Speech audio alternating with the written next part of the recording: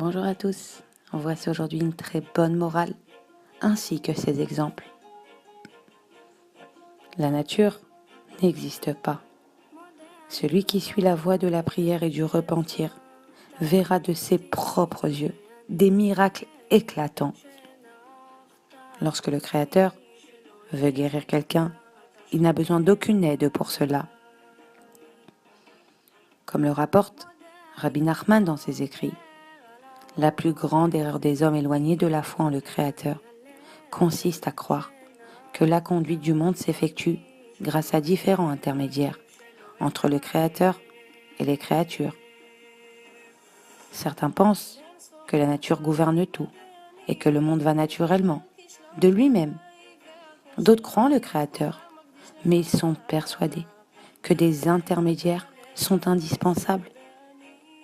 Beaucoup commettent cette erreur en confondant ce qui assure le lien entre le Créateur et eux avec les causes.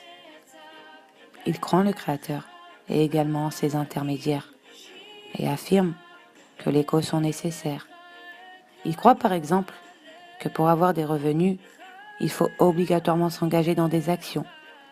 Et ils font de cette cause les actions, l'essentiel, comme si elles étaient indispensables et que sans elles, le Créateur ne pourrait envoyer la subsistance aux hommes. À Dieu ne plaise. Il en est de même pour la guérison et les efforts pour se guérir par le biais de drogues et de médicaments, qui ne sont que des causes.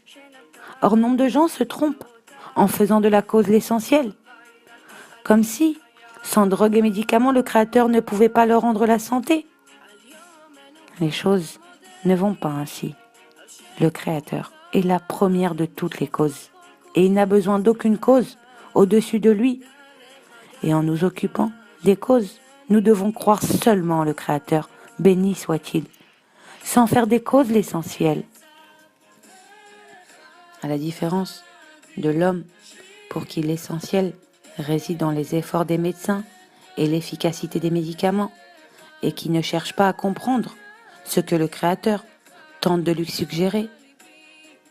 Cet individu est comparable à l'automobiliste qui voit s'allumer une lumière rouge sur son tableau de bord, lui signalant un manque d'huile dans son moteur.